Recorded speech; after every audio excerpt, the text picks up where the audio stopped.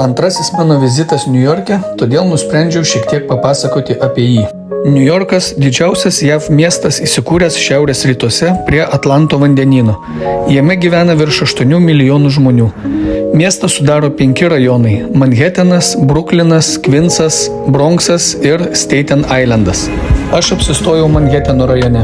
Niujorkas – didingas miestas, pilnas veiksmo ir garsėjantis savo didžiuliais dangoraižiais, centriniu parku bei Laisvės statula. Kuom išsiskiria miestas, tai ilgomis bei plačiomis gatvėmis, geltonais šviesoforais, autobusais bei taksi. Na ir žinoma, greito maisto restoranais bei pizzerijomis. Niujorkas yra vienas brangiausių miestų pasaulyje, pasižymintis itin aukštomis pragyvenimo išlaidomis, ypač būsto nuomos sektoriuje.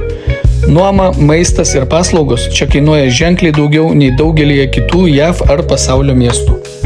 Todėl mieste daugybė benamių. Niujorke benamystė yra didelė socialinė problema, o miestas susiduria su rekordiniu žmonių ieškančių prieglobsčio skaičiumi. Taip pat daugybė benamių turi įvairių priklausomybių, tokių kaip alkoholis bei narkotikai, kas juos labiau stumia į nusikalstamumą. O nusikalstamumas Niujorke taip pat nemažas. Be taksi ir autobusų miestas turi intensyvų metro, kuris veikia 24 valandas per parą. O štai čia garsioji Times Square. Jeigu nemėgstate daugybės žmonių bei triukšmo, aikštę siūlyčiau aplankyti ryte, nes dienos ir nakties metu čia tikras chaosas. Nors naktį vaizdas kitas, kai miestas sužimba įvairiomis šviesomis.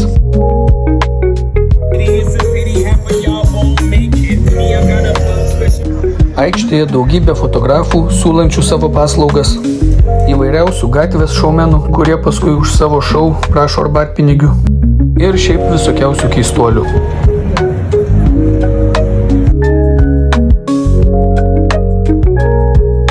Dar viena vieta, kurią rekomenduoju aplankyti, tai vieta, kur įvyko ta 2001 metų rugsėjo 11-osios tragedija. Čia dabar yra 2 memorialiniai fontanai su iškaltais visų žuvusiųjų vardais, bei 911 memorialinis muziejus. Be šių 2 paminėtų vietų taip pat galite aplankyti Laisvės statulą, centrinį parką, dangoraižių apžvalgos aikšteles, teatrus, muziejus bei užsisakyti turą laivu aplink Manhetano miestą. Niujorkas labai skiriasi nuo kitų Europos miestų, kaip ir kitos Amerikos valstijos nuo Niujorko. Todėl tikiuosi ateityje aplankyti ir kitas valstijas.